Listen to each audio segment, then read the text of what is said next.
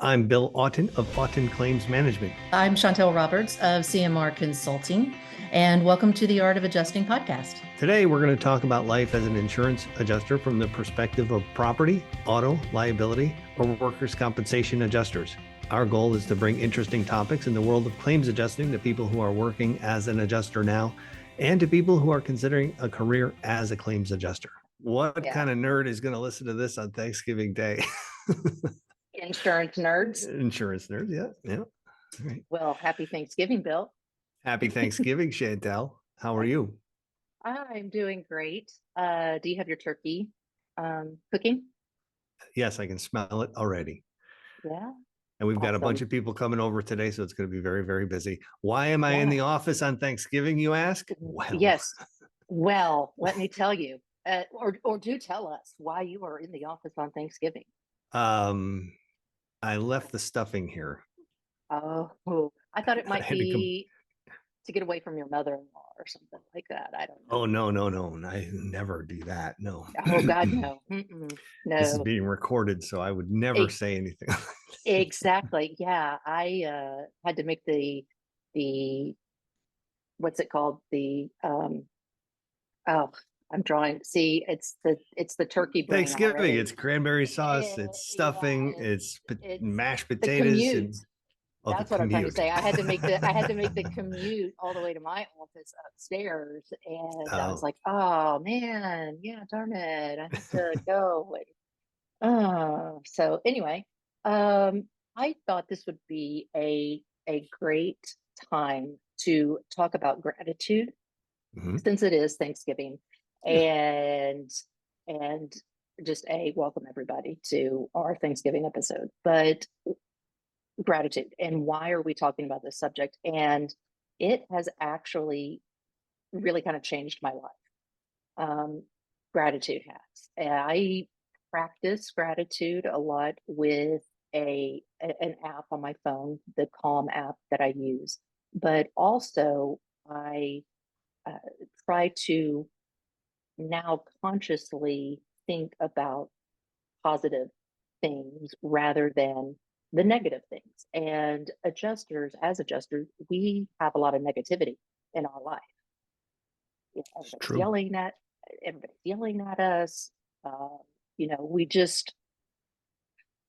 Everybody's not happy. And I used to tell my employees, I'm like, look, if the insured's not yelling at you because you're not paying them enough, the claimant's yelling at you because you're not paying them enough, or the insured's yelling at you because you're paying the claimant, and then I'm yelling at you because you haven't done your letters that are required by the Department of Insurance, or whatever. So everybody's yelling at you. Yeah. And we do talk a lot about personal care for adjusters, but I just thought we'd maybe talk about what that means. One of the first things you really have to do, especially if you work from home, is to make sure you can separate personal and business life. I started working from home back in 2000. We were set up with, remote access then, way back then, believe it or not. And I knew going in that I had to be very careful about setting up a workspace that was separate from the house so that I had a place to go that was only work. I didn't have my work on the kitchen table or in the living room, or God forbid, in the bedroom. Yeah. It was in a specific area. So I actually built an office and worked out of there. And that's a very important thing to do for yourself, to make sure that you can take a break and get away from the work. It's not always hovering over you. 10 o'clock at night, you wake up and you think about something. It's very easy to go over to the office if you need to and really want to. But if that stuff's out and visible through your whole day while you're at home, that can be a problem. So that's what I would recommend there. Taking breaks is important. I think, every 20 or 30 minutes, get up and walk away, walk around the building, do whatever you got to do to reset your mental capacity. It's funny. I took actually last week off. And when you do that and you don't really think about work, the day you come back, actually for a few days later, your brain's kind of in a fog. It's really strange. And it's not a bad thing though. That fog tells me that I did some important things and stepped away long enough to come back with a fresh perspective on things. And that's also very important. So taking breaks, either short or long, I would say. Yeah. How about Yeah. you? I totally agree with you. I have read many articles that say having a designated workspace, like a spare bedroom or something to that effect, something where you can close the door Right. at the end of the day so that you don't see it. Because if you're sitting there, excuse me, if you're sitting there at the dining room table or the kitchen table, even if you put it all underneath a chair or in the corner or whatever, it's sitting there staring at you. And I actually feel kind of bad for my husband because he has the entire basement. I put him down in the basement, let him up, come up into the rest of the house or anything like that. But his office space is in the basement, but that's also his recreational space. Hmm. And he was talking about one time how he sometimes does not want to be in the basement with his vinyl and records and stereo equipment and all that because his computers are sitting there looking at him and he starts thinking about work and that sort of thing. So it is very important. And even if you have that where you can't partition it off or something, I've seen people who uh, take those folding walls or Like a whatever those part, divider. yeah, Yep. and put that up. And I suggested it to my husband, and he was like, "No, no, no, no." Which is what his voice is like. Love you, mean it. But You can pick up an office divider pretty cheap on Craigslist or something too, and that would work. Another thing that you could do is if you do partition it off like that, and it's not really a separate room, you just have maybe a divider or a piece of furniture separating the two areas. Think about the lighting. So have a lamp or something that's always on when you're working, and when it's off or when you're not working, turn it off. Um, that's a great Something idea. simple like that can trigger your mind to understand that it's not work time now, it's That is a playtime. terrific idea. I love that idea. That is a great idea. And I use my watch, which tells me to stand up, and move around. So here's the other thing that I think is particularly important about mental health with adjusters and helping each other out is having a daily practice of gratitude. I know a person who is very negative, and I have a big negativity bias, and we've all heard of that negativity bias where you automatically focus on the negative, and sociologists will tell us that's hardwired into our brain because we're back in the day, when we were hunting and gathering, we had to remember what was bad so that we continued to survive. But according to the Mayo Clinic, you know, a gratitude practice can decrease depression and anxiety and dealing with life's difficulties, such as chronic pain and illness, which is just amazing if you think about it. So it's sometimes hard, I think, to be conscious of thinking of the benefits that we have. We sit there and go, hashtag first world problems. And we kind of make a joke out of it. But I started this gratitude practice maybe 2 years ago or whatever when I was in a really bad place. And I made a bet with myself. I'm like, look, I'm going to do a gratitude practice for a year. And I'm going to list 3 things that I'm grateful for. And if I can't think of anything, it will be the same thing as yesterday, and it can be something as small as I woke up today. Feet It hit the beats the, floor. yeah, it beats the alternative. Yep. And sometimes it's something as simple as you got a dog. Well, uh, be thankful for that because you got someone that loves you, you know. Hmm.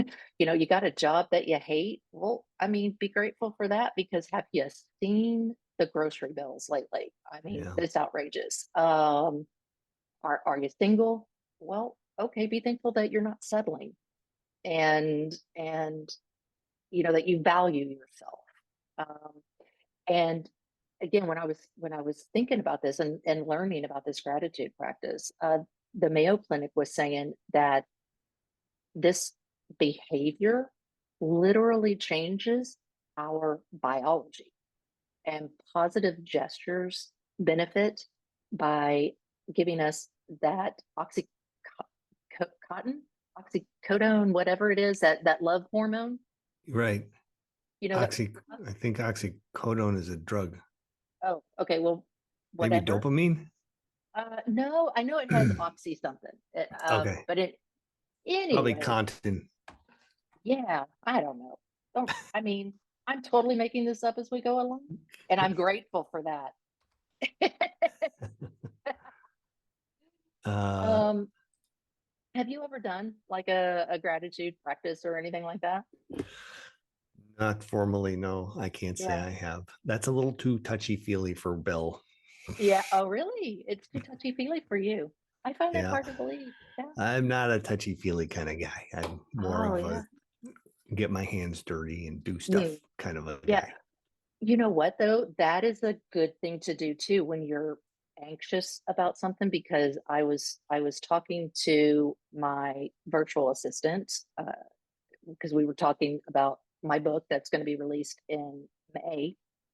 And I was telling her I was getting anxious about things. And sometimes when I get anxious about things, the best thing for me to do is plan, do a, yeah, like, okay, on Thursday, I'm going to do XYZ. Friday, I'm going to do XYZ. And I did a mock up of my book and, making some spoof videos and that sort of thing. So I get a little creative. Um, I think you do some gardening, don't you? So you literally get your hands dirty. Yeah. Well, I do a lot of things around the house and the farm, I guess, for lack of it's not really a farm. Anyway, yeah, I'm out there cutting trees down when needed. I'm plowing up in the field. I'm fixing machines or whatever.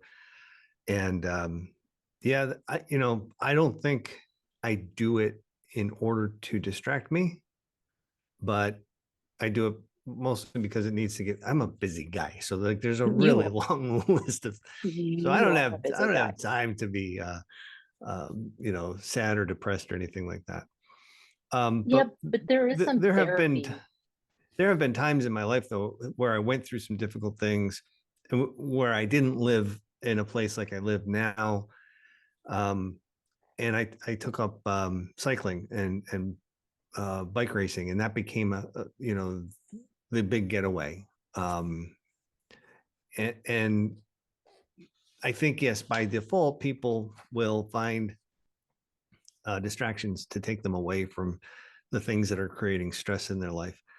And as a claims person, the job itself can be very stressful. So you do have to have an outlet where you can step away from it. I've never Yes, met anybody who is happy as an overworked claims person. that is so true. Yeah. If you can't get away and leave the stuff behind you, you're gonna you're not gonna last in the career very long. I think that's really what I think. And people say, Bill, you're always working. Well, I don't always work. I work from 8 to 5 every day, and that's just weekdays. Saturdays and Sundays, I might peek in my computer for just like do some maybe marketing ideas, maybe true up some bank accounts that we have. But other than that, I don't work on weekends. So it's important to set boundaries for sure. Mhm. That is very, very true. Yeah. And I don't think and I liked the idea of getting out and doing like cycling or something like that. Every morning I work out before I start the day. My husband is more of an afternoon/evening person, so that's when he rides his bike or whatever. And I'm not saying that when you're doing your gratitude practice or anything like that, you're like a Pollyanna and glass is half full. It's just focusing on or finding some kind of silver lining. And of course, we all know that if you distract yourself to the detriment of what your anxiety is, that's when, your addictions start. Like people who drink too much or take drugs or, do whatever Mhm. to alleviate their anxieties. Well, of course that's bad. And we're not saying that, but I'm saying for me, it did really help me look at when something bad comes my way. It's not like, well, there's a purpose for everything or anything like that, but I have to physically, find something that's good, and that helps alleviate a lot of stress for me. So uh, that Yeah, is what helped. I think that whatever you value in life, you keep that top of mind, because that is what's going to help push you through those times that are difficult. You're going to say, well, this just happened to me, but I have a beautiful house. I have a beautiful wife. I've got great kids. Um, whatever it is. And for some people, that's automatic. I feel like it's automatic for me. I don't, that's just the way I'm wired. Um, That's great. It's not for me, and so that's why I I believe have it's to not for a lot of physically. folks. Yeah.